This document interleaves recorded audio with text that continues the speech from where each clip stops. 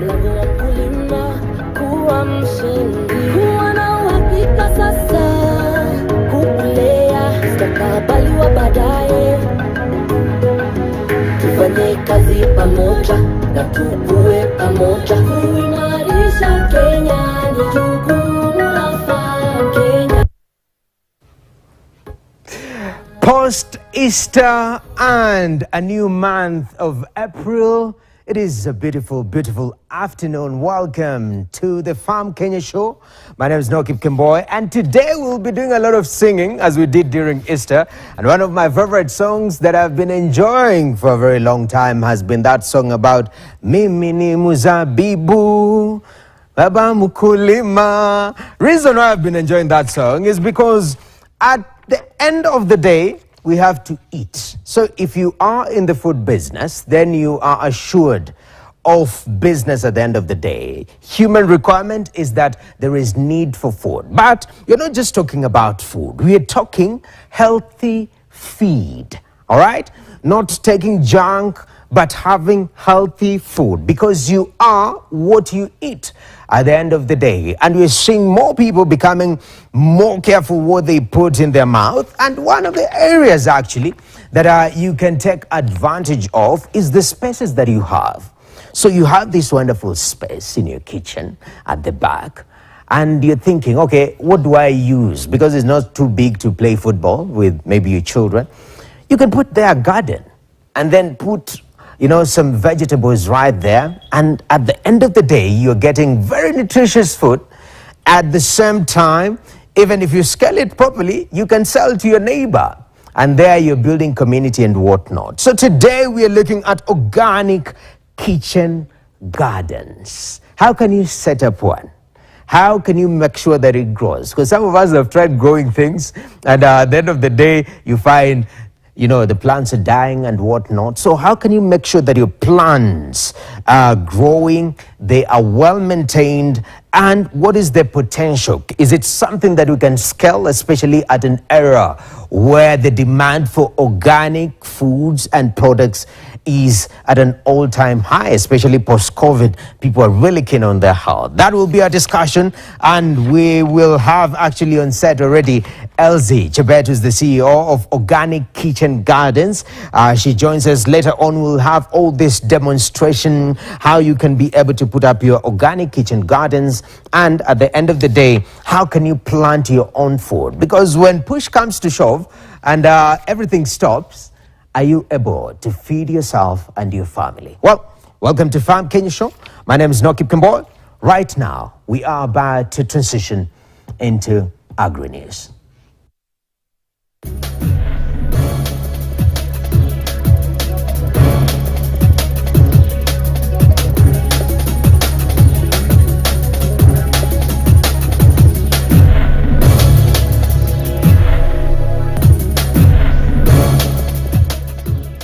All right, welcome to Agri News. We start with matters fake fertilizer, fake this and that. The Kenya Veterinary Association has called for a crackdown on fake animal feed and semen. According to Kelvin Osore, who's aspiring to be the chairperson of Kenya Veterinary Association, the infiltration of fake fertilizer and drugs in the market is affecting consumers of farm produce. Hence, there was a need to also equip the Kenya Veterinary Board, that is KVD, and the Kenya Veterinary Medicines Directorate so that they can have enough manpower to enforce the law on fake drugs and fertilizer. He added that the fake fertilizer was a ticking time bomb that will go a long way in endangering the country's food security agenda. The government crackdown on illicit drugs is really a story that I think is long overdue. Even we as veterinary professionals acknowledge that we've had a misuse of veterinary drugs such as xylazine that has found its way in the wrong hands in the country. So we support the government's crackdown on illicit drugs and other substances.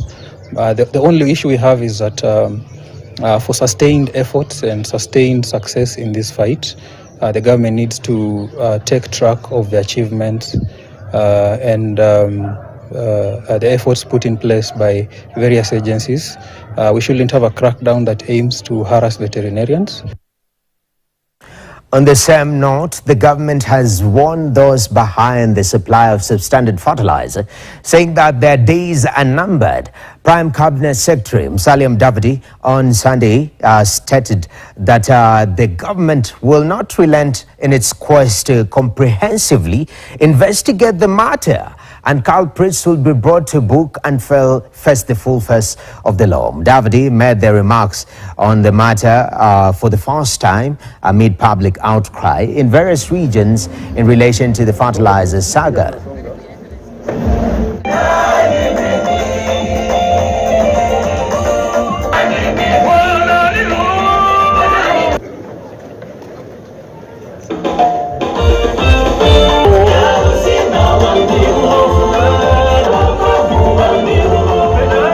We are telling the National Cereals and Produce Board, do not delay, because you know, if you follow the supply chain properly, you know, munajua, which consignment was brought in by who out of this fertilizer.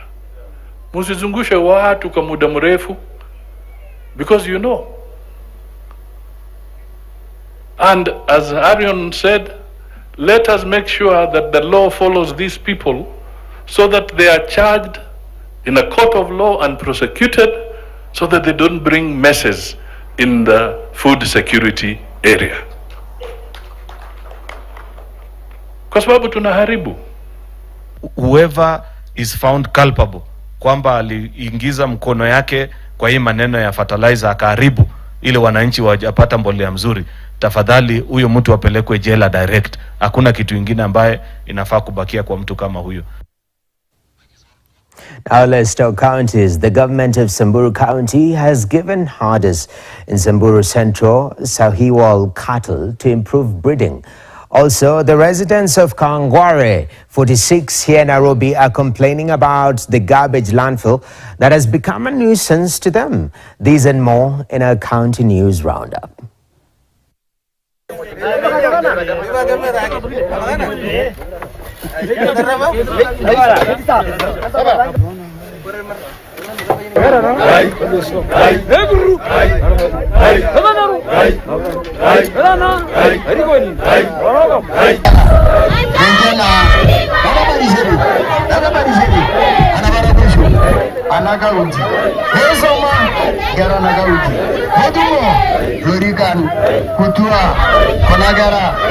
More than 900 cybers, and we are done. In only 2 months, we've distributed ng'ombe yote ile tulisema bila uongo yote iko sahihi kwa vijiji inazungu. Ngamia tumebakisha tu Nyiro na Ndoto Ward. Next week nitakuwa huko, towards the end of next week, kubaina ngamia Ndoto na kubaina Nyiro. Kwa siku ya leo tuko na furaha tele, ama furaha isiyo na kifani, kwa sababu tangu wakati devolution ilipatikana, sisi hatukuona jambo kama hii, hatukuona ng'ombe kama hii. Hii anafurahisha Wasamburu, wazee, wamama, vijana. Hii ni furaha, yani hakuna ama, yani tuseme mbele na nyuma, yani furaha. Vile wametuangalia hata sisi watu walemavu kwa hawa ng'ombe wenye wamepeanwa leo, na pia tunaona kuna transparency, kwa sababu hii ng'ombe sasa imekuja na sasa watu inagawanywa kijijini, na wanakijiji wanachagua ni nani watampea ng'ombe kulingana na vile wao wameenda kukaa chini na mahitaji pia ya watu wa kijiji chao. All right, and finally, the Kenya Forest Services, KFS, has begun embracing technology to track forests in Kilifi County so as to detect any illegal activities or fire incidents that could cause destruction. Speaking in Msumarini Primary School in Kilifi South Sub-County, KFS noted that the satellite tracking issues alerts during cases of logging or forest destruction, making it easier to respond appropriately.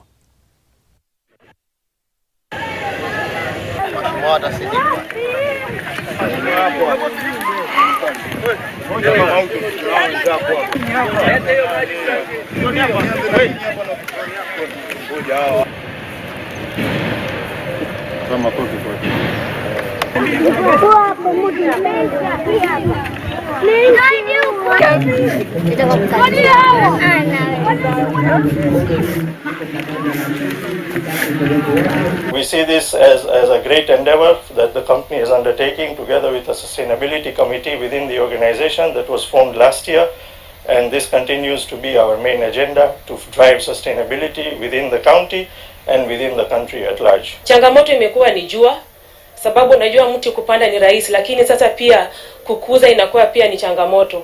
So tume-encourage kupitia katika walimu wakuu wa hizi shule zetu, wakati tunapopanda miti wakisha imemwagiliwa maji na kila mtoto ana adapt mti wake. Miti iko na thamani nyingi na matunda ikiwa ni sehemu moja. Kwa hivyo ile ambayo tunaangazia sana ni miti kama machungwa, miti kama mitomoko. Hii miti ambayo inakuwa kwa urahisi katika maeneo yetu na inaweza kuwa sababu ya kuboresha afya zetu. Katika hali zile za kuhakikisha kwamba tumetumia mbinu za kisasa, sasa tumeanza kutumia satellite images kuweza kuangalia hali ambayo iko katika misitu yetu hii ya coast. All right, that is the utilization of technology to actually mitigate some of the emerging challenges when it comes to environmental conservation. But even on today's topic, that is organic kitchen gardens, I mean, there are technologies that you can utilize here and there to make it quite efficient, and we'll be discussing that in detail. But right now, we want to take a look on our farm guide segment as small-scale farmers in the country continue to embrace organic farming. More actually, doubt continues to fill the minds of consumers as to whether the produce has been genuinely produced organically. When purchasing farm produce at your local grocery store or market, do you ask the vendor where they source their food from? Does it also bother you whether you are consuming chemical free food or not? Do you know if your local area has access to organic farms and markets? To ease all this doubt, the Kenya Organic Agricultural Network has unveiled the Kilimo High Organic Trademark of certification, which stands for naturally produced agricultural crops that are produced without chemicals. Products labeled with the mark guarantee organic quality. Our reporter, Paul Thiongo, with more.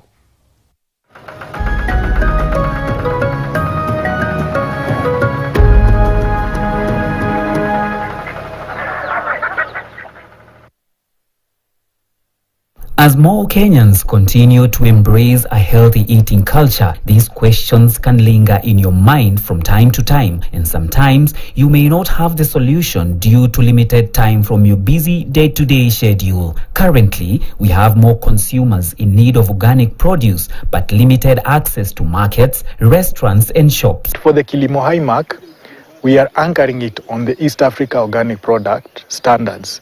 There's a procedure, there's a whole framework mechanism that makes sure that whatever product is labeled Kilimo High Organic, it's actually been grown in an organic manner, it has been handled in an organic way, and there are no contaminations. When you eat organic produce, you are eating natural food. You are eating the food the way that God planned food to be grown.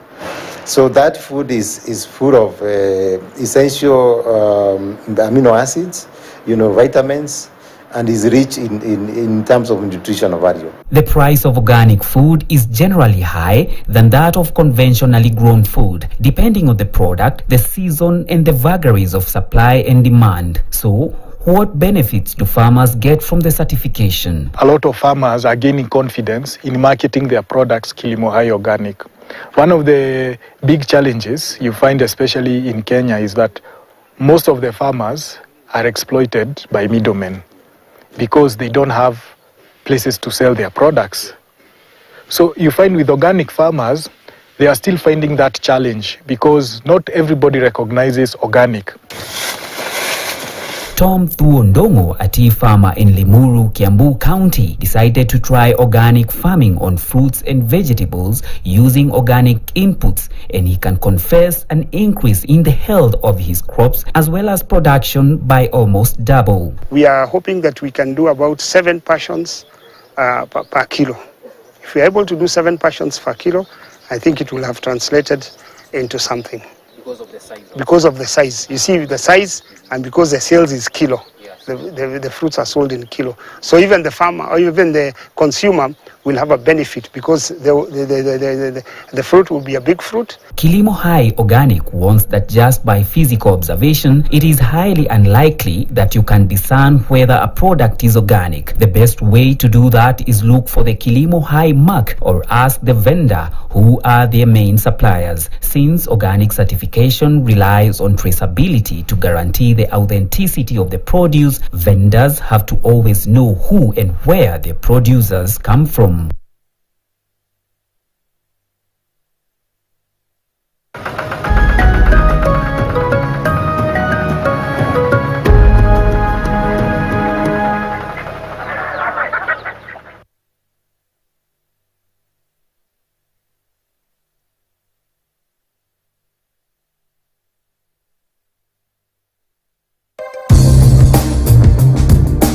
This week on KTN Home.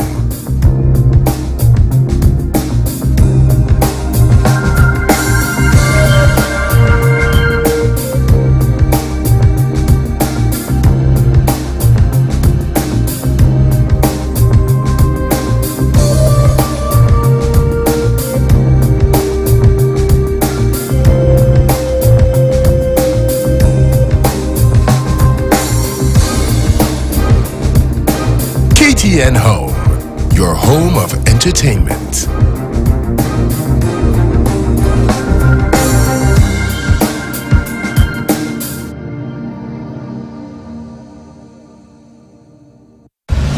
Are you ready to make your mark in the world? To showcase your business, event, or special announcement in a way that grabs attention?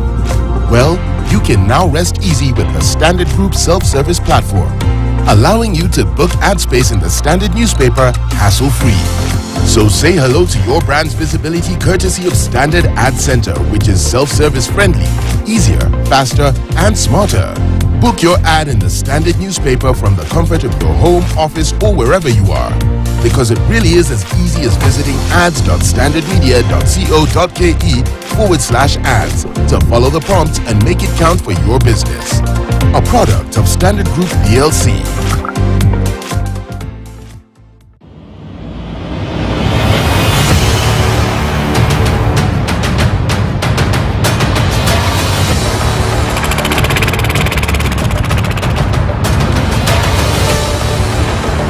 Hi, Team Wills here to review this masterpiece.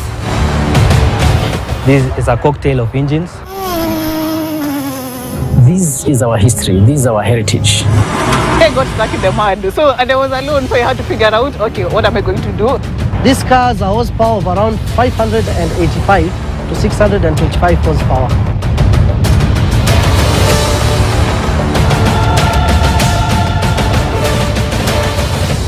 Hata mungekaa chini. Hakuna suluhisha.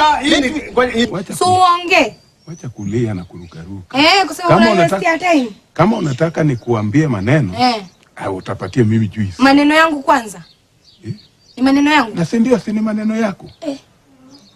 Hapana, mambo ya vita hapana. Twende pole pole. Kwa nini huko kwa kazi? Nina shida nikiita wewe, kwa nini huko? Mundosi niko hapo time. Ngoja nitamalizana na wewe. Mundosi niko hapo. Ngoja kwanza. Wewe, ulipatia nani pesa? Huyu na hata hajanipea change. Listen to me. What is happening to you? Wapi ile pesa ambayo ulipewa? Alikuwa amevaa ni huyu? Ni huyu alikuwa amevaa kabuti kama hii ya kama kazi. Hii A brand new season of The Art of Living is here.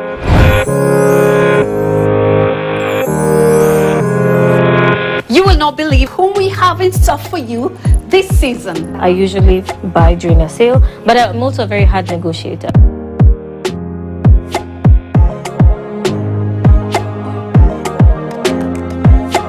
Their homes are nothing short of magnificent, exquisite, and unique. I think it just brings out that girlish era that I am in. This season, the bar is raised. Once I started Floral, it just seemed to be themed all over. Take a vicarious journey with me and let's discover, explore, and engage.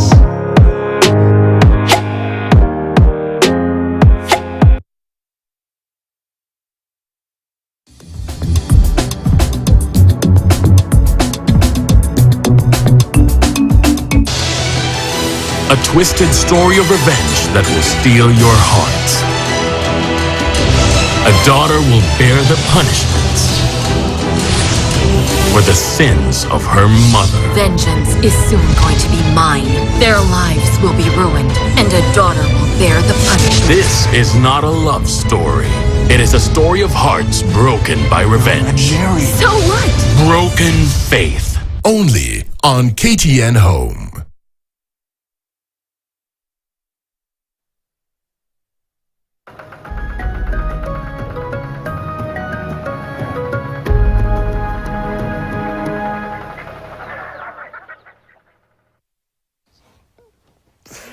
Welcome back to Farm Kenya Show, and today we're talking about organic kitchen garden and how you can utilize actually the spaces that you have to make your life better and healthier. And who better to discuss this other than the specialist? She's done this, she's made this her life. Elsie Chebet is the CEO of Organic Kitchen Gardens and Cool Classy Outdoors Kenya.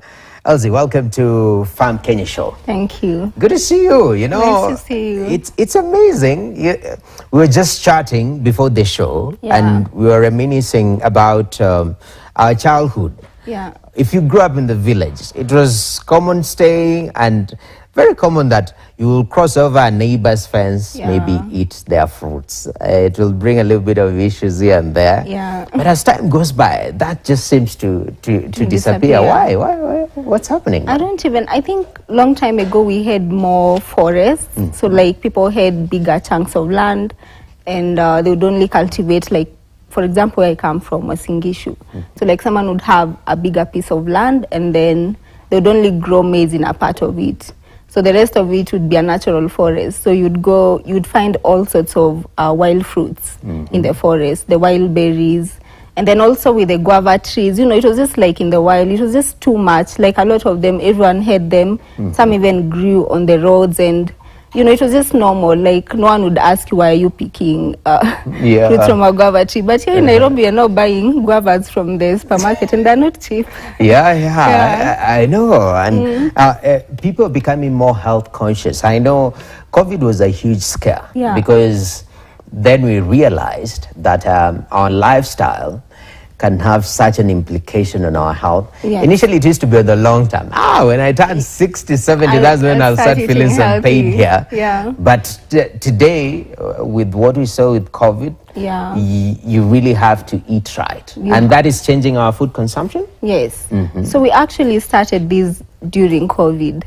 The business started during COVID, so that's when people are home, they had more time to, you know, that's when people stayed at home and they're like, okay, so I have a space in my balcony, I have a backyard, you know, and then also the health consciousness of like, so COVID has come, people with lifestyle diseases are getting affected, people are more cautious about where is their food coming from, and they want to eat more healthy, grow their salads. So that is when I saw an opportunity during COVID. So this business is actually a baby from COVID. When people are more cautious about healthy eating, then I saw the opportunity to help people grow and also like eat healthy. But prior to that, was it something that personally, on a personal capacity, before scaling it into a business, was it an interest, a specialization of sort? Yeah, so I actually did nutrition and dietetics in JKUAT, and then I went to Cape Town to do my master's, which was also like a research on gestational diabetes. So personally, I was more cautious about healthy eating. I had my own kitchen garden and also my upbringing. So I grew up in a farm where we used to eat like healthy foods.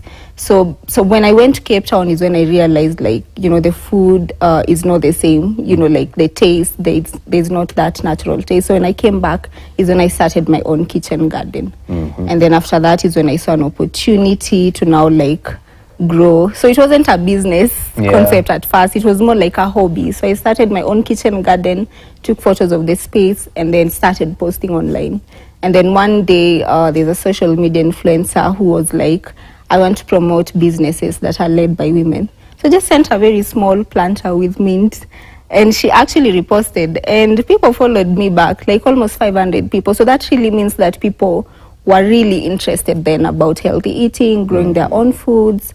Yeah, so that is how it started. That's incredible. Yeah. Man, maybe I'll take some photos of the pots. Of something you have, and then make a business out of it. Yeah, make a business out of it. Yeah. And so when you talk about organic farming, because I feel it's quite a buzzword. Yeah. Even as you saw, one of the items in our agri-news was differentiation.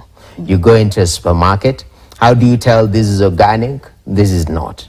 Then when you look at organic products, they are quite pricey. So for purpose of understanding, what is an organic product and what is organic farming vis-a-vis when I decide to plant grass on my backyard or just normal farm? Yeah, so organic farming is, you know, like the traditional way of farming where you're making use of like natural, you know, like fertilizers and like synthetic fertilizers. You're focusing on soil health, so feeding the soil with natural, you know, manure, you know, fertilizers, and then also you're cautious about the pesticides, so we're not really using the synthetic pesticides. So it's just like this kind of protecting the ecosystem and making sure that you're not really killing things in the ecosystem, because what happens with synthetic fertilizers, for example, and pesticides, you're killing everything that is around your plant, and then you want your plant to grow. But this it's a more sustainable way of farming where you're cautious about the environment, you're protecting the soil, you're protecting the water. And so these plants that you get from organic farming, they are more tastier, they are more nutrient rich. And when it comes to, trying to differentiate the same in the market, it's quite tricky because unless they're like the organic farmers market, which the people in charge have tried to like do some research, come to your farm, check like how are you, you know, every step from like the seed, you know, the growing of the seed, the kind of soil, how do you treat, you know, when you have disease, how do you treat that, how do you package and all that. But for sure you can tell a difference in terms of taste. You know, like organic food would taste more naturally, like they would taste better. They would taste like, it's like, because you see, growing up, you knew how, personally I grew up in a farm. So if I eat a tomato that I know is organic, the taste is different, it's richer. And then also, sorry, the other thing would be the appearance. Because when you find a vegetable that is very clean, clearly, it didn't grow up, you know, like when something grows in nature, there has to be some aspects of it, you know, it's not a perfect red tomato, you know. There has to be something that crawled and, you know, such things. So also just in terms of appearance. So if you're going for like very clean vegetables, it's like, you know, they grew up in a very protected environment using pesticides and all that, then you'd easily notice the same. So really? Yeah. So when I'm checking the tomatoes before I go eat, and I'm at Mama Mboga checking the tomatoes, I'm looking for the perfect one. I should look for the imperfect one, Most likely that is organic. But there is that element of natural. Yes. And I think this has been pushed by commercialization and scaling up of agriculture. So we have to produce en masse. Unlike back in the day, everyone, you know, majority of people used to grow their own food. So you have some sukuma wiki there, some tomatoes there. So that commercialization aspect, is it also similar with now organic trends? Are we seeing now people coming into this, but doing it properly without all these chemicals, but on a commercial scale? So that's the reason we're really encouraging people to have their own kitchen gardens. Because when you have your own kitchen garden, you can control what goes into your garden. Yes. You can control the kind of manure you're using. You can control, pesticides.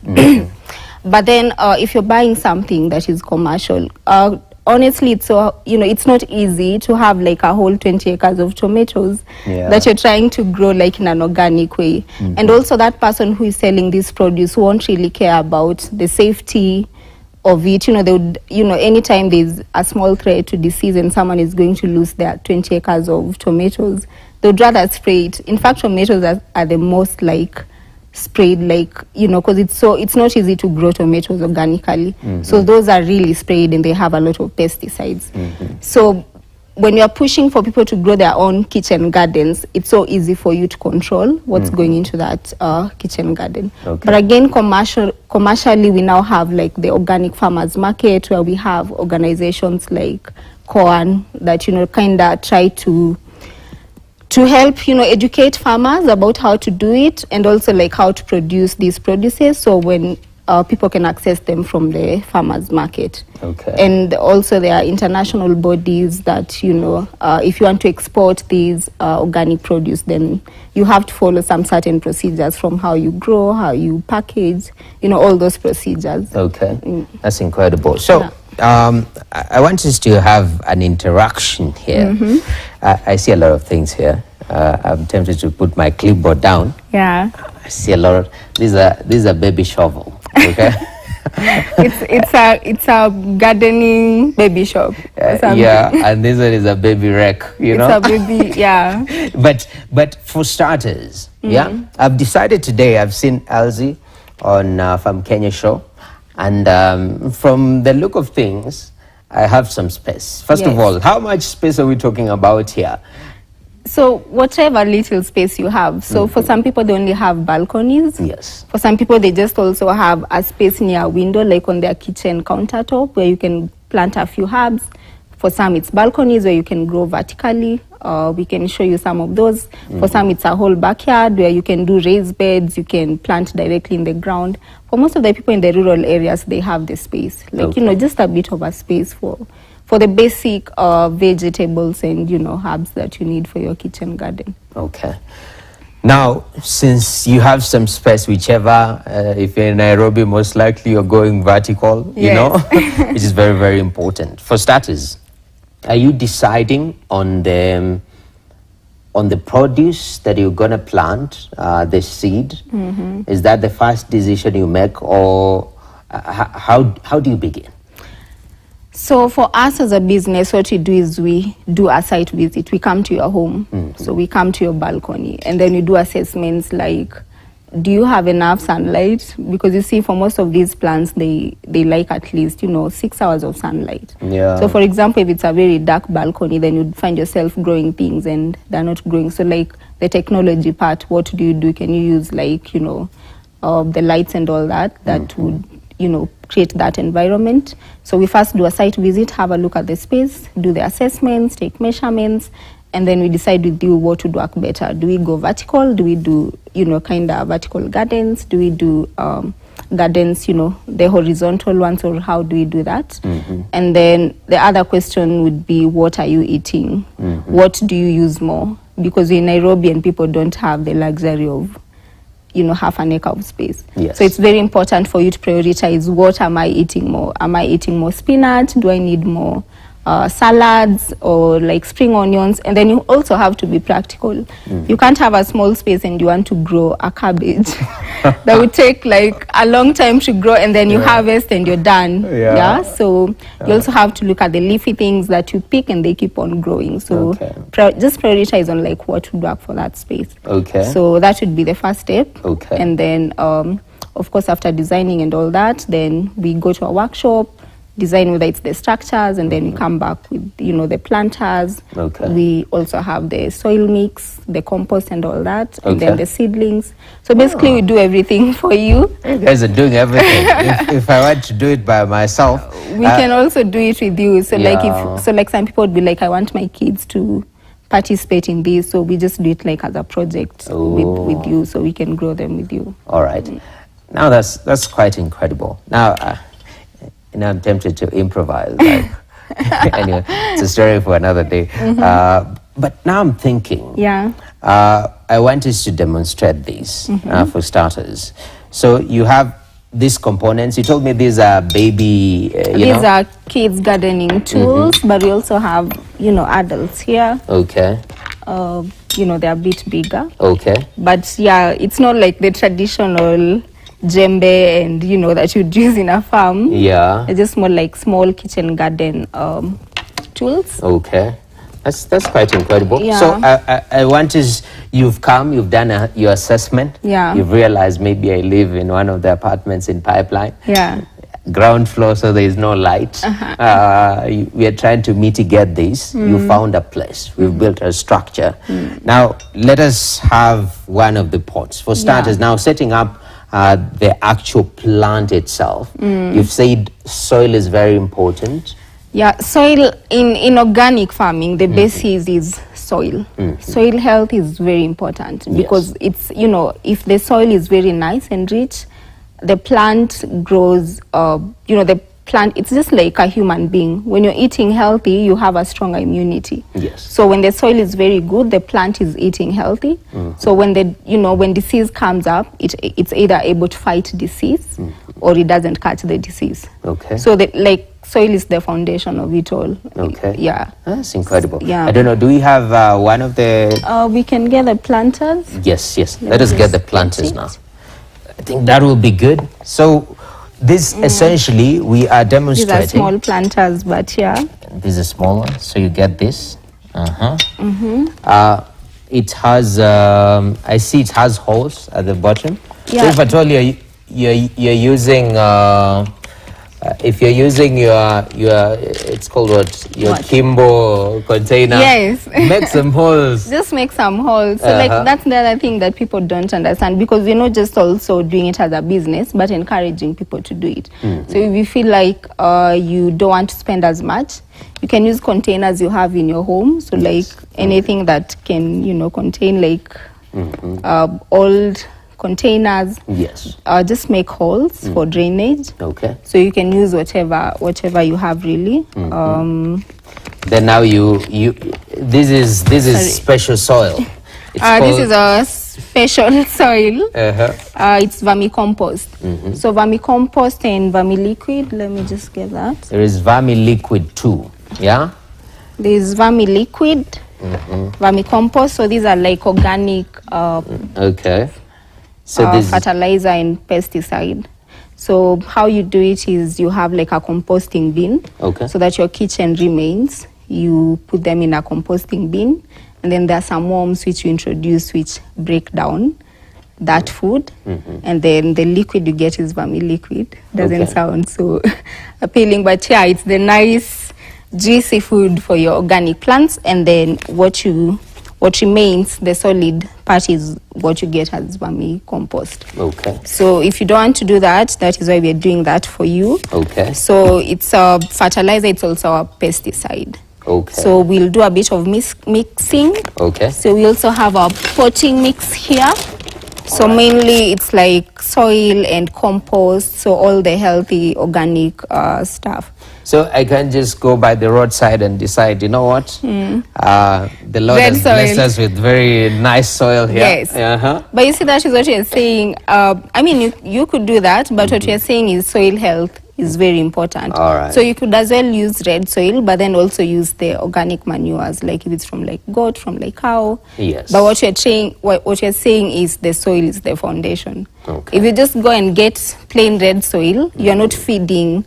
There's no food in there for the plant, right? Okay. So you're more likely going to grow a sick plant. Oh. So, I mean, there's a lot of things, this is just like example of some of the fertilizers we use. Okay. So That's we incredible. can just go ahead We are and opening this one. Yeah. Yeah. And it's very easy to open for those of us who are wondering, do I need to be a power lifter to open this? So there we have, so you scoop with one of these? Yes, yes. I know you're doing this under the table. Let me just, bring it out. You're dealing with what? So here we have that's the scooper. You can also have that. Yeah, I can also scoop mine. So you get... You just get it. Oh, I see. Easy work, easy and clean work. Easy and clean work. You see? And you also have some pumice for aeration, so that you don't have your soil becoming like, hard, like when you keep on adding water to red soil. Okay. And then the roots are not breathing well. So that's why we have a bit of, pumice in there too. All right. For aeration. Okay. Oh, it's the rock-like. Yes. Yes. So when you see rock in your in your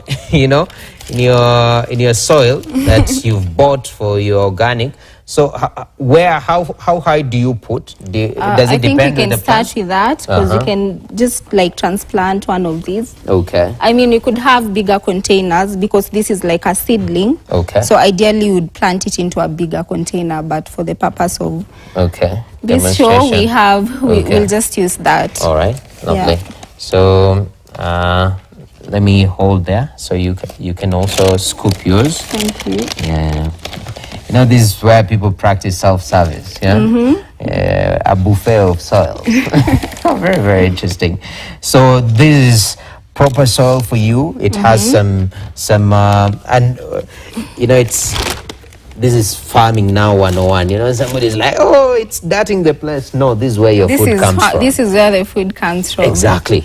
So I think you just try and transplant. This is oregano. It's herb. Okay. It's a herb.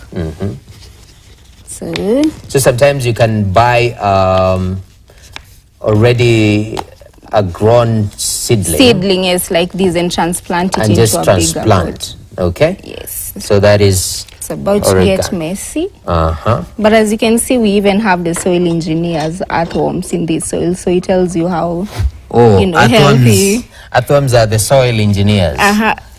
So you do that. Of course, it should have been a bigger container. It's all so right. that you transplant it. Okay. What do you encourage? Is it better when you get a seedling, then transplant it, or seeds? So I'll also just get the seed here. Okay.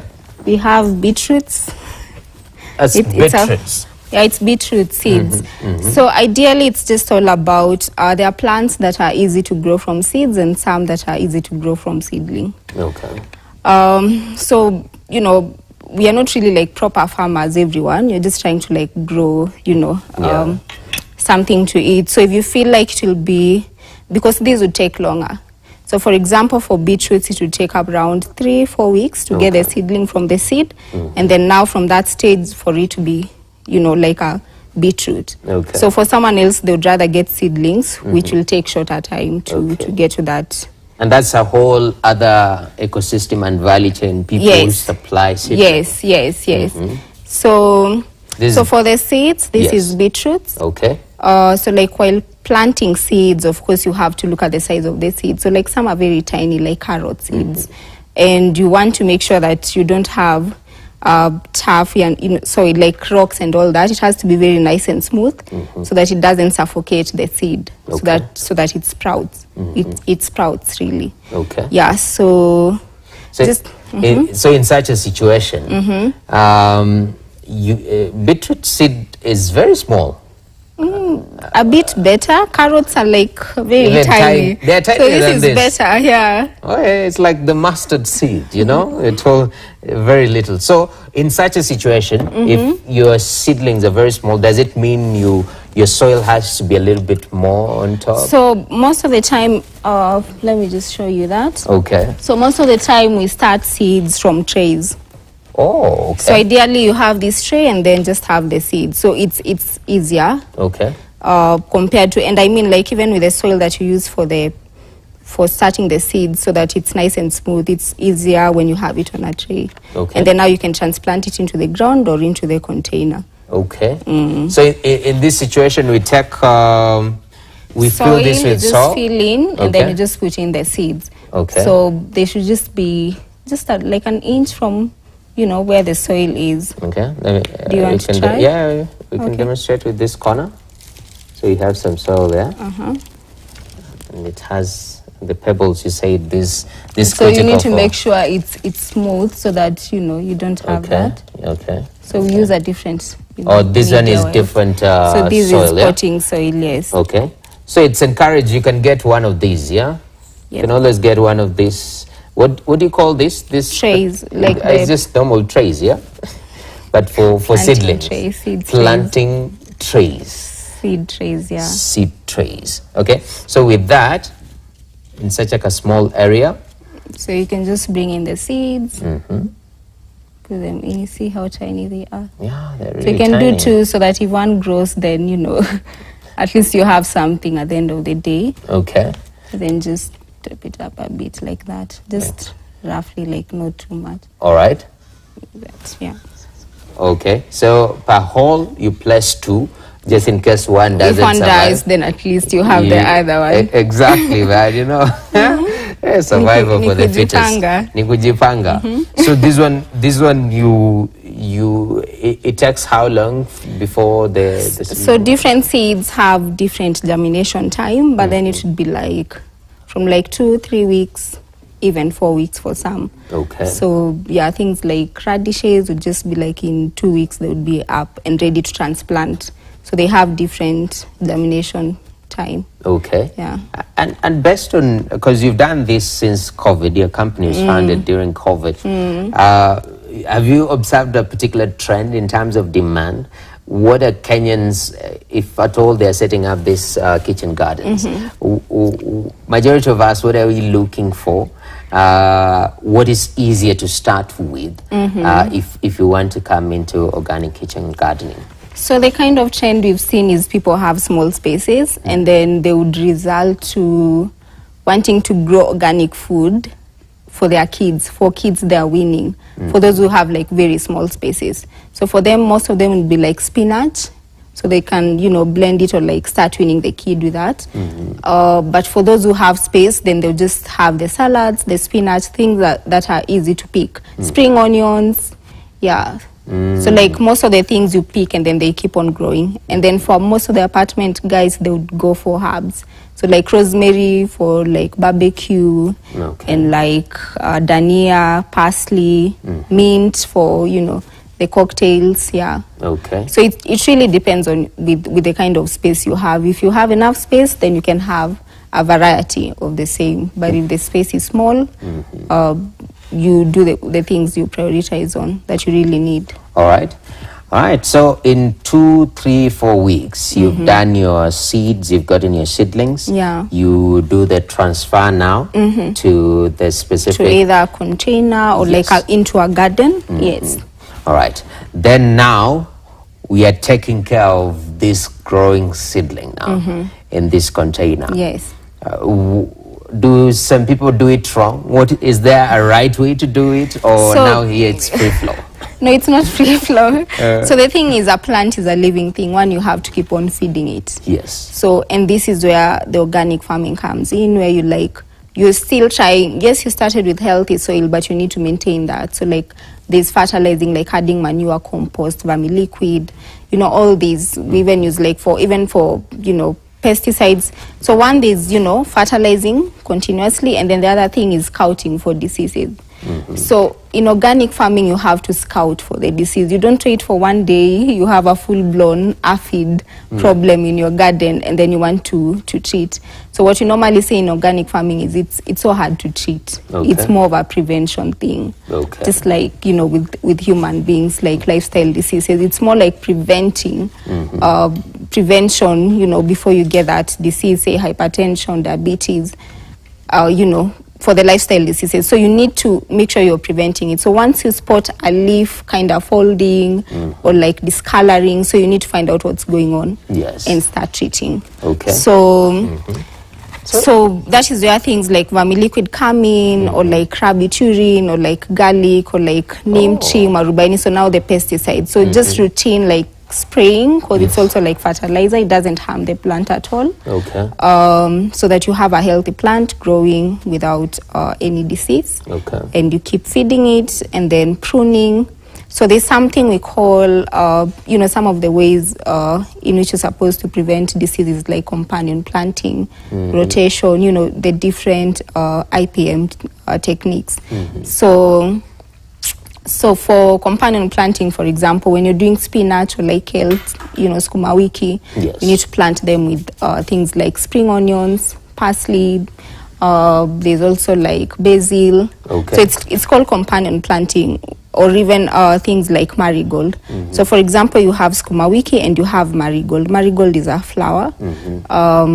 So what happens is, in some cases, you'll find that instead of the aphids, the insects and pests, instead of feeding on the main plant, you redirect them to feed on something else. Okay. So in this case, you're not really killing it, but at least it's coexisting, it's in the ecosystem. Okay. But then you're trying to either, so for example, spring onions would repel some of the pests. So they just smell that spring onion smell and they stay away from your plant. So it's just trying to protect it so that it's not really being fed on. At the same time, you're not killing everything around. Okay. So like when you have flowers in a garden and they attract the ladybird, and then the ladybird feeds on these pests like aphids. Yeah. So you're using natural, organic means even when it comes to pest control at the same time. Yes.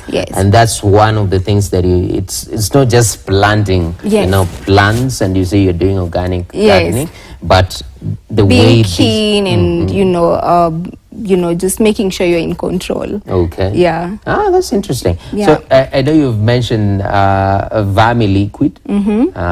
You said this one, I don't know whether, can I open? Yeah, you can open it. Really Normally, most of the people don't like how... And it looks like, conch coffee. It looks like conch coffee. Yeah, it looks like conch coffee. And now I'm thinking, so you prescribe measurements in terms of applying this? Yes, so like most of the time you do like a ratio of 1:1, but it's mixing it with water, like diluting it. Okay. So that you can just like spray on your plant as foliage, or like, so it's like a fertilizer or like a pest. Okay. A pesticide, because some of the insects don't like that smell. Okay. I was waiting to hear what it smells like. I don't know. Maybe I've been desensitized based on my environment. Yeah, but most of the people don't like doing this because it's like, all that juice from like kitchen waste that the worms break and then you harvest that liquid. So for most of the people, it's like, I can't deal with worms. But that's good food for your kitchen garden. So you have to have some sort of sprayer? Yes, you normally have a sprayer. I don't know whether we have it. It's not here, but it's okay. So you one-on-one spray it. There's recommended frequency for that. Yeah, and this is not poison. You can even spray it like weekly, like it's just like kitchen waste. Okay. Like that organic fertilizer. So it's not like a pesticide where you're like you have to wait for 2 weeks or 3 weeks before harvesting. Okay. It's just healthy stuff for your plant. So all right. You need to do it often so that you're really keeping away pests and fertilizing it too. Okay. Well, that's quite interesting. Wow. So there's a lot to consider before we put up an organic kitchen garden. Initially I used to think it would be very easy. I get seedlings, I get these ones, and I have water. And you're good to go. I'm good to go. No. I'm the next supplier of organic foods. No, you have to put in the work. You put in the work. A lot of work at it. But that's why we are there to do the work for you. Yes. You just pay us and we do these things. Exactly. And you teach. And you also teach, Yeah, exactly. And you've said a lot of people are doing it with their children. We're about to go on a break in the next 25 or so seconds. Yeah. Is it also an aspect that, parenting, it can be a value add for parenting? It is. So research has shown that kids who grow their own food are more likely to eat. So like a kid who has a kitchen garden at home is more likely to eat that spinach from the kitchen garden. It's true that nowadays kids don't even eat veggies, like kids living in the urban setup. So they're just used to like this junk, like, fries and chips. Yes. And they wouldn't have a vegetable on their plate. Because ideally there's a way in which, a healthy plate should be colorful with these veggies and all that. So what you're trying to do is really do like kids gardening classes and teach this generation to love healthy eating, to love growing their own food, to know the importance of growing their own organic food. Yes. Not just for them, but even for, because organic farming is a sustainable way of farming. It's also about climate change. It's about preserving soil health so that you're not depleting the soil, we're not destroying the environment, we're not destroying our rivers and water by polluting it. So so we're really trying to get kids to do this, and I think parents really love their kids. So that's why you'd see they would even with the small space they have, they'd rather grow organic food for just their kids to have it. That's beautiful. So I think we've covered the aspect of planting starting off, which is very, very critical. We went to take a short break, but remember, once in a while you water your plant. Yes. We have a very tiny one here, so that it's for kids. Yeah, right? it's for kids, so that you're not accused of child labor. You give them the big one. They're like, it's not fair. Right? It's really nice. So you do that, and that's why we are having these conversations right here on the Farm Kenya show. Just making sure that it's practical and it's achievable. We want to take a short break. When we come back, we'll talk about now the benefits, why you should grow specific products, for what reason, why should you have specific herbs, for example, the health components of it. Can you eat better, more nutritious, have a more colorful plate, courtesy of what we've done here? You've already set up your organic kitchen garden. So what should you be? It should be top of agenda to have a holistic sort of meal, if I may put it so. So that is what we're focusing on here. Remember, today things are getting soily on the Farm Kenya show, and we take that break even as I water this plant, because it's it's really strong.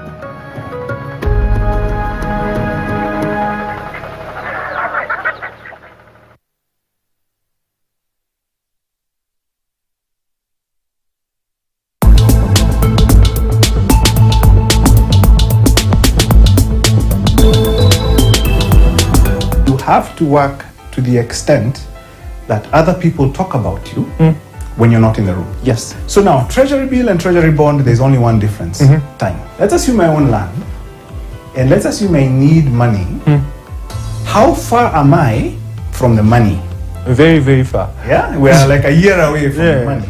So that's called liquidity.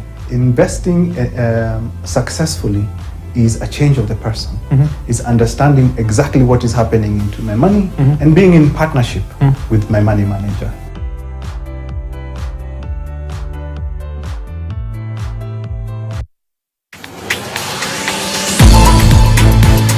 Now welcome to Kubash in the Hood, where it's absolutely so good. Mbona upige ugali kama mkate? Asante tena. Tunazunguruka. Wewe si wana. Na post na share de wana.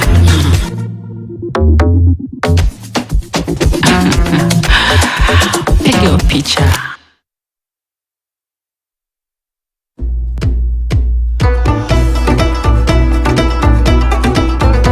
Kenya's tea is a brand in Pakistan. You talk to anybody in Pakistan, the first gut reaction is Kenya. How is that even possible? Like, you milk buffaloes? When I was in Pakistan and I had never traveled abroad, so I took it for granted that buffaloes are everywhere in the world. No, they're not. Then when I traveled abroad, Yeah. I found it out for the first time in my life that buffaloes are only specific to South Asia. Why should we have Pakistan in our bucket list? We have some of the most beautiful places on earth. If you go to the north of Pakistan, it's breathtakingly beautiful. Okay. The cuisine is so rich. I don't think any nation in the world has such a diverse cuisine as we have.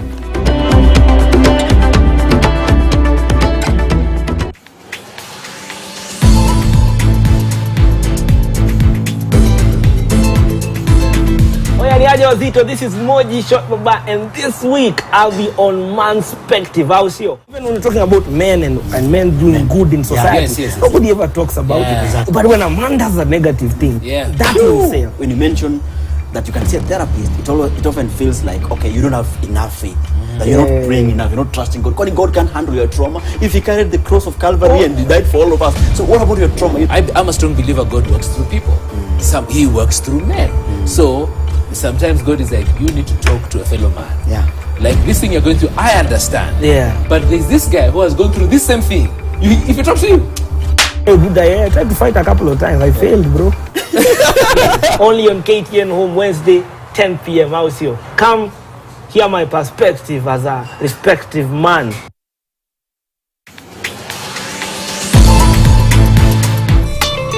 Joro, bado uko bank? Yes.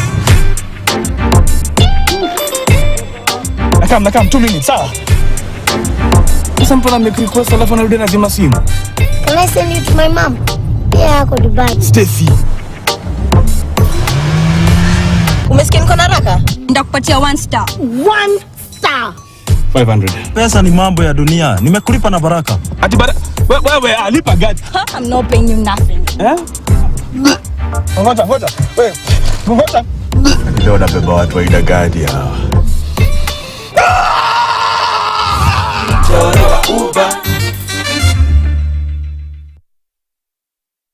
When you subscribe to the Nairobian Extra or TNX Online, everything is TNX rated. Compelling gossip becomes irresistible online. Enchanting travel becomes exotic online. Trend-setting fashion becomes mesmerizing online. Fascinating celebrities become sensational online. Intriguing scandal becomes outrageous online. The Nairobian Extra or TNX Online is much better than X-rated. It's TNX rated. Subscribe to TNX Online, www.tnx.africa, and enjoy TNX rated everything live. TNX, nothing stays hidden.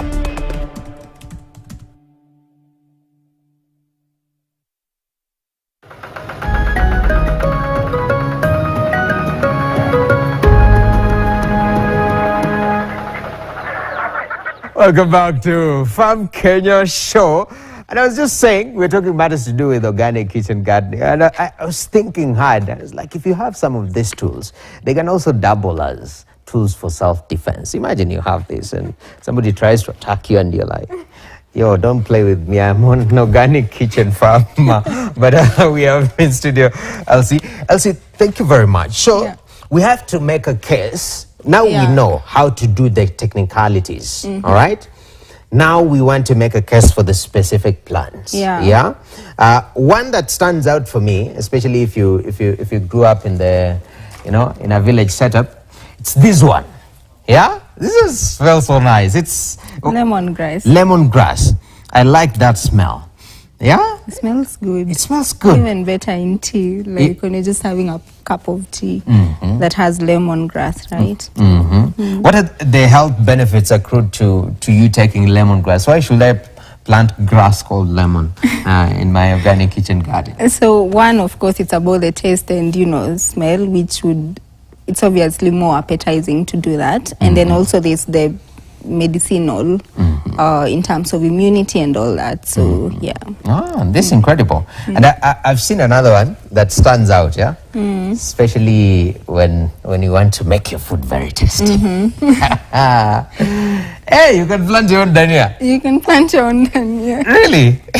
Oh my. And this one, first of all, I know I can't call it the artistic, but dhania just makes food nice. Kwanza nyama, it's just a very good garnish in your food, yes. And the fresher it is, even better. Imagine when you're picking it from your balcony or like from your garden.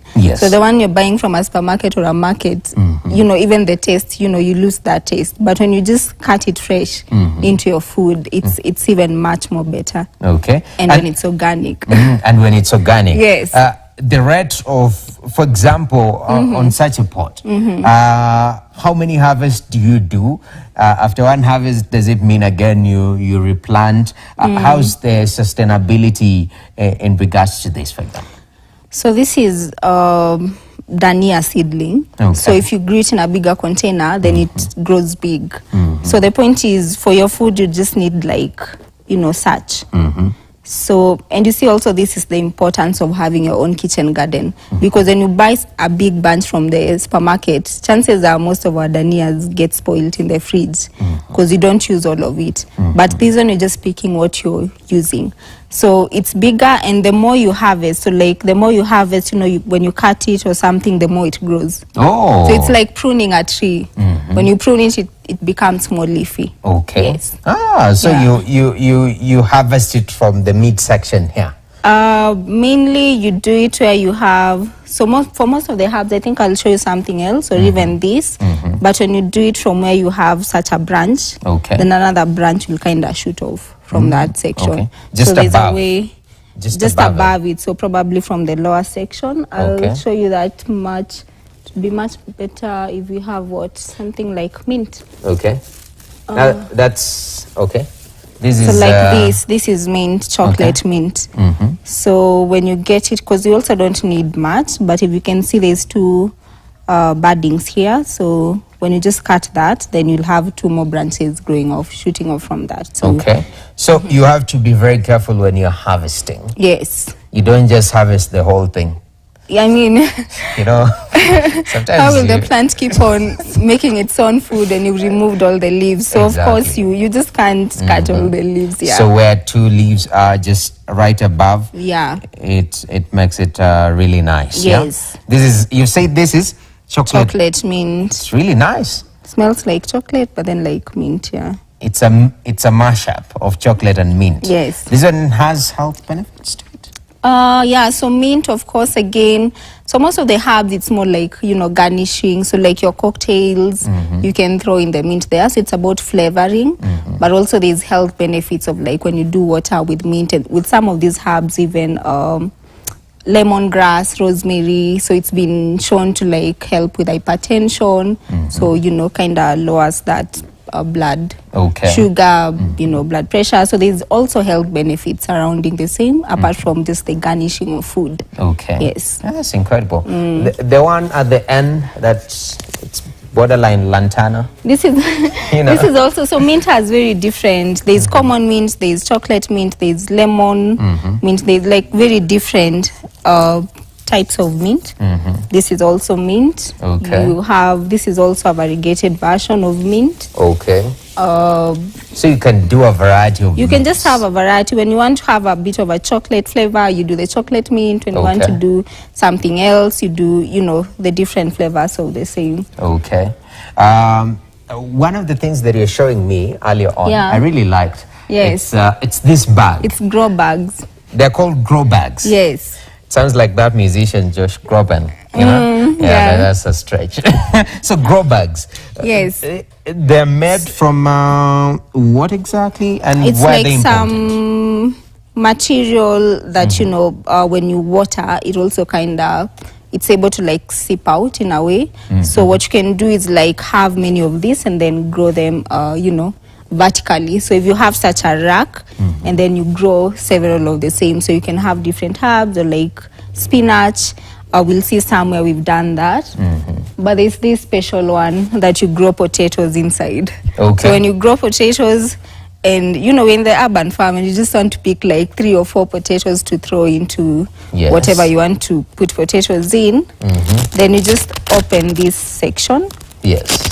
I wish we had potatoes. People would see. That would be nice. So you see, you can start harvesting your potatoes, like remove 2, 3, 4. And close it back. Keeps on growing. I like this. Last week we did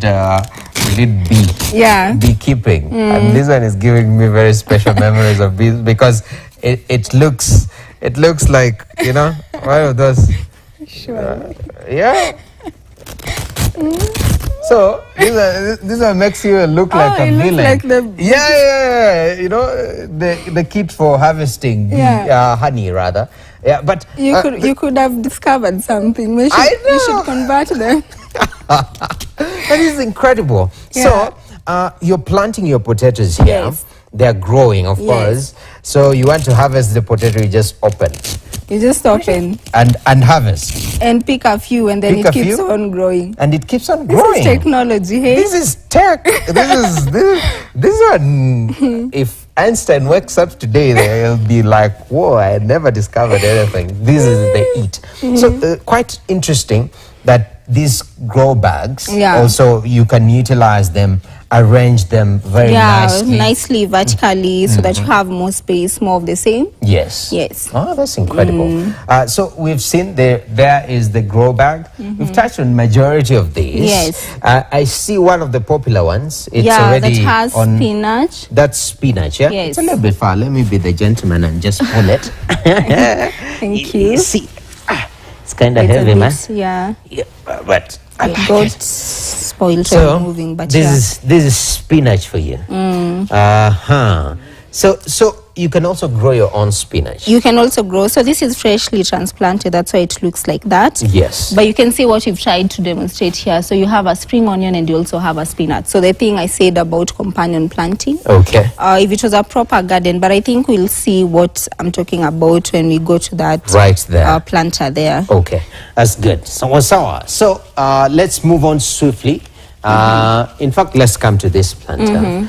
You call this a planter? So this is a planter, and we're just trying to make things more easy for urban dwellers. So as you can see, so the thing is you're maximizing on the soil being very healthy.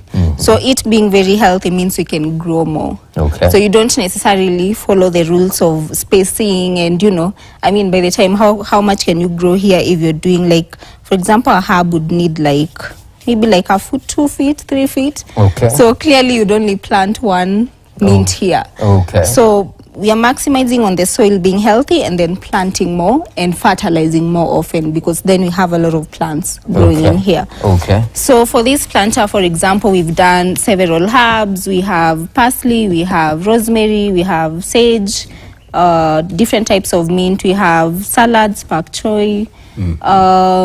So whatever you like, really.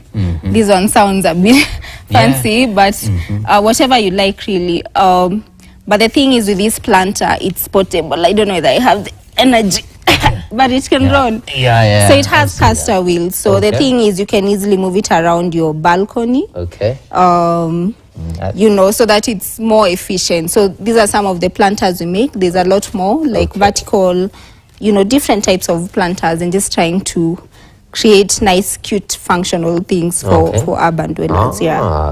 That's incredible. So portable, it can move. Yes. Then with the space, you maximize on soil fertility. And you've said within such an ecosystem, you can grow different that can protect each other, like the way you saw the spring onion right there with the spinach? Yes. So, for example, sage has a very strong scent here, and also parsley, like spring onion. So those, if you grow with vegetables like kale, they repel the insects. So it's always good to have that different flowers in a garden, different plants, so that they benefit from each other. Wow, that's incredible. And the planter is also portable. So when you bring it, you're joining the parts, if you can see. So you bring like plates and then you just screw it. So it's easy. If you're living in whichever place, Mombasa or something, it's just a matter of having the soil on the side. You just unscrew, screw and screw it up. I see that. Yeah, though it's sure easy. I've tried moving it, and as you can tell, the gym is not my friend as we stand right now. So we have quite a number just of more herbs of the same. More of the same. So just same to the other planter. Okay. And in terms of, because here we were, is it mulching that we did here? No, this is just like some of the things we used to mulch. Really. So like this is wheat remains, because they're also trying to minimize use of water. This was for another purpose. We were trying to use it to raise the, while putting in planters. But that is also good mulch. That would eventually rot and like create some nice fertilize the soil. Yes. Can you make your own fertilizer, especially now that we're talking about a lot of waste. I just saw some reports that there is a lot of food waste in Nairobi. So we eat, we throw out a lot. How can we utilize some of this waste? If you have your small organic kitchen, is there a proper way of doing composting and maybe make some manure for yourself? So there's two ways, the way I see it, in which a kitchen garden would help you. So one is the food waste, whatever remains, and you put it in a composting bin. We don't have one, but I think next time we'll just have that. But it's just a very simple bin where most of the things, apart from acidic remains like pineapples and all that, you just feed into a composting bin and then introduce some worms that break that down to get the liquid vermicompost, which goes back to the garden. But also the other way of reducing food waste is the fact that you're growing your own kitchen garden and you're only harvesting what you need. So you don't have dania going bad in your fridge or like vegetables going bad, because you're just picking freshly what you need to use. Yes. And the cost element of it. I mean, it seems, when you say I have vermi liquid, it sounds fancy. It sounds fancy, man. We have to make money, so we have to make it sound like something you can't do, but basically it's things you can do. Is it very affordable, maybe to have a small setup to start off? What is the minimum price that somebody has, budget that somebody needs? So that's when I was talking about you can have anything to be a container and create holes in it. So that is when you're doing it at a personal level. So a container, say from maybe a cooking oil or something. And then just make the holes, and then you can, get the soil, the mix, the seedlings. So that can be very cheap. You can imagine you can almost not spend as much money. But at the same time, for the people who really want, because you see, for the urban dwellers, it's not just about a kitchen garden. It's people want fancy kitchen gardens. So that is where we come in. So like creating those raised beds. For some, we do like raised brick beds. We do like stone. For some, you even do the raised bed and you still do cladding, like mazera cladding on the bed. So that can be very fancy, and also the price would go up. And then you can also do trellises. So it's more like landscape. It's edible landscaping. So the cost can also go up according to, do you also just want the aesthetics? You even want pebbles and stones. People don't want to step on mud while picking vegetables. So one thing I've realized with a lot of business people, they don't like mentioning specific figures, like 20,000. It's, it depends with what you want. It varies. We've made kitchen gardens as, it varies. I know, you thought about the figure, you're like, I wouldn't say that. People will be like, no, we can't afford these people. But yes, you can afford. That's incredible. Depends with what you want. So it's very customizable, as you put it. We work with your need. It's a beautiful thing. You've mentioned something very interesting, that people want fancy. Sort of something easy and good to look at. Because when you talk about kitchen gardening, in a way, there is this image in mind. I enter your house and I'm finding, gumboot prints across your living room. But that's not the case, right? You see, what you're trying to do is make gardening, do I call it fancy, but something that someone in Nairobi can do. So like most of the people in Nairobi are people who do their nails, and like you go to work, you just don't want to be touching soil. That's where the gloves come in. And then these fancy gardening tools, you don't necessarily pick a djembe. And then just making it really nice and even therapeutic in a way. For some, we even create a nice garden and even do a sitting space in between. So in the evening, you can have your cup of tea, enjoying. Because you're really encouraging people. So to love outdoors, to love outdoor living, to love healthy living.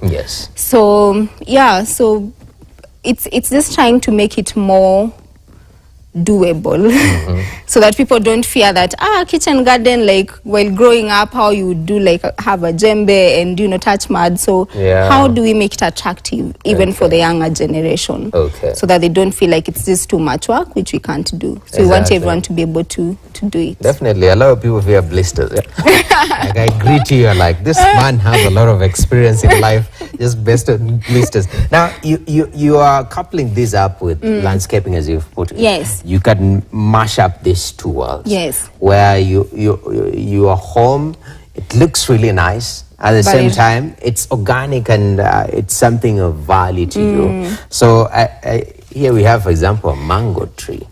No, this is not mango. This is not mango. It looks like mango, man. It's just ornamental tree. It's fig. Okay. So basically, from my introduction you had, I do edible landscaping and exterior design. Yes. So for cool, classy outdoors, where we do now exterior design. Okay. And organic is like the mother company. So we realized that people also want landscaping and beautification of their exteriors. So that is why we have pots and plants. So we do entire landscaping. Okay. We do like outdoor living spaces, pergola, gazebo, patios. So like just exterior design really. So that is how the two businesses work together. Yes. And for edible landscaping, it's encouraging people so that instead of just having ornamental trees like palm trees in your home, you also have edible trees. You have like a mango tree, a lemon tree. And it's also what I was talking to you earlier, that growing up, people had a lot of fruit trees, even in shags. But now people are really cutting down everything and they're just growing like one particular, crop, like maize or something. Yes. And then at the end of the day, they don't have that variety and like, different fruits, different, crops in their farm. Okay. So that is what you're also encouraging, both in urban and rural setups. Definitely. Yeah. So I see that so is just more of the same, like planters, we sell different type of pots, different sizes, customized, different colors. Okay. Yeah. I even wanted to come here because this is interesting. You know the plants that go up. Yeah. Yesterday, actually, I visited a lady who has one of these beautiful ones. Yes. That goes up. Yes. And she told me she eats that. Yeah. Yes. It's close to Miranda. I don't know. Talk to me about these beautiful ones that go up. So this is just like a garden arc, but we're just trying to demonstrate vertical farming. Okay. So if you have like, this is passion fruit. So, but ideally things like pumpkin, for example. Yes. In shags, you'd find that pumpkin would cover an entire, like a very big space, because they have that, they have land to do that. But in urban setup, you can still have the same, whether it's cucumber or like any of these climbing plants. So you can still have the same and grow it vertically. So you just direct it to go up. And it's also beautiful. So instead of having a flower here, you can as well have something that you'll be eating from, like passion. And it's also appealing aesthetically. When your neighbor is coming, when your visitor is coming through, tell them, hey, pick the cucumber on your way in. Yeah, or like pick your fruit. It's really nice. I think so. And even the kids, it's just really nice and practical too. Yes. Yeah. That's incredible. As we finish up, there is now the element of somebody wants to do it on a commercial scale. And make it a business. Yeah. Now I want to supply cucumbers, for example. I have realized I have the ability to do so. How do you go about it? So there are bodies that govern organic farming, like that certify that what you're doing is truly organic. So locally we have bodies like COAN. There are many other bodies that would certify the same. Yes. Also international bodies. So they'll just guide you. They'll provide a list of, do you have this? Do you do this? Do you like what kind of fertilizers? How does the farm look like? What are the inputs? How do you package and all that? So once you qualify for that, then they certify your farm and they do routine follow-ups to ensure that it's that. Yes. So commercially, you'd now find people bringing produce to the farmers market. Like there's one in Karen, organic farmers market. So, so that is how people come with their things and also sell there. And a lot of people turn up and shop from Organic Farmers Market on Saturday. So we have that, and then also there's people who now export. And there's also like some strict rules surrounding the same, where you have to meet all these requirements for your product to be certified as organic. Yes. So there are these bodies that would guide you on the same. Okay. And so you can know how to go about producing large scale. That's quite amazing. So it is a huge business, and the demand, just the long that you've been in the game, since COVID period, when you started this particular business, have you seen the demand change for organic produce? So there's a demand for the same. People are really more health cautious now, of course, post-COVID, and some people were also before. But then also with the increase of lifestyle diseases, hypertension, diabetes, cancer, people are more cautious about what they eat. So the demand in the fact that people are now growing more of their kitchen gardens to harvest from the same, and then those who can't grow are also going to farmers market to get the same. And I also saw even in supermarkets like Carrefour, they have an organic section. So you can also choose to buy the organic produce instead of the other produce. Exactly. Yes. That's beautiful. I'm glad you're growing. Let's go back. We've made a lot of inroads here and there, and finally we are here. We want to sample some feedback. I know my phone is down here. I almost planted my phone, you know, in this you almost buried it in soil. I know. I was like, what's happening here? Let me see. All right. So let me just go through some feedback here. Hi, I'm Jen from Nyeri. Absolutely love the show on organic kitchen farming. It's inspiring to see how simple changes in our lifestyle can have such a positive impact on the environment. Can't wait to start my own little kitchen garden. That's awesome. Amazing. That's really nice. That's the whole intention of having such a show. Exactly. It should be nice to know that people are really taking this up. They are growing their own kitchen gardens, even in rural areas, that people are getting back to their roots where they used to have kitchen gardens, edible trees. Well, that's amazing. That's really nice. Go for it. Jen from Nyeri. Hello, it's Michael. Great job on highlighting the importance of organic farming. I've always been curious about the process behind it. Could you delve deeper into how to start the organic garden at home? I think we've touched on a little bit of that. Yeah, exactly. So you can always stream this on KTN Home. Go back on stream. It will also be posted just to look at the nitty-gritties. Good afternoon. It's Wairimu. The show was informative and eye-opening. I've never realized how harmful pesticides and chemicals could be until now. Thank you for raising awareness about the benefits of organic farming. So you're eating healthy. Very, very important. As someone passionate about sustainability, I appreciate the focus on organic kitchen farming. I'm curious though, how can you encourage more people to embrace this lifestyle, especially in urban areas with limited space? So that is what you are talking about, going vertical. Yes. For some it's even, I mean, some people don't even have balconies, but then you can have even walls. I wish you would have shown some of the images on which you can just like have something on the wall and then still try and grow. But it's also one of the things we've been trying to kind of push for is having community kitchen gardens. So most of the time you'd find that even in slums, there's a school that has a bit of land somehow.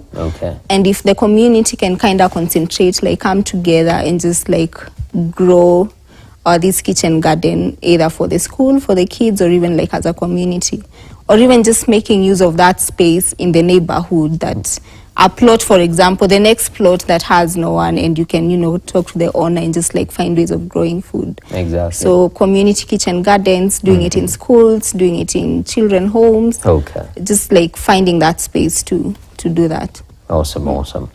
This show couldn't have come at a better time with the increasing concerns about food safety and environmental sustainability. The insights shared about organic kitchen farming are invaluable. Looking forward to more episodes. That is Cynthia from Kiambu.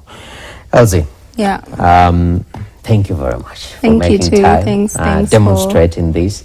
and you know, just making it very practical, that it's achievable. Yeah. It's something that you can do. Yeah. Not only for the betterment of the environment, and but also for your personal benefit in terms of what you're eating, and also for the future too, and also for the future, because it's more sustainable. Yeah.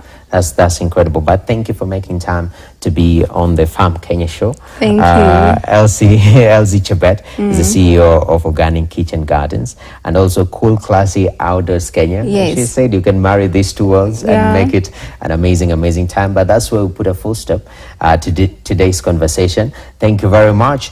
It's been a good time. Wherever you are, you can just raise that one. We went to.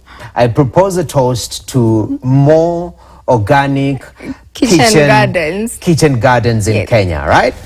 There we go. It's gone like that. Thank you very much. My name is Nokip Kemboy, and that is Farm Kenya Show. Today, enjoy the rest of your viewing. Bye-bye. That's amazing, man. Wow. Mlango wa kulima kuwa mshindi, kuwa na uhakika sasa, kukulea mustakabali wa baadaye. Tufanye kazi pamoja na tukue pamoja, kuimarisha Kenya ni jukumu.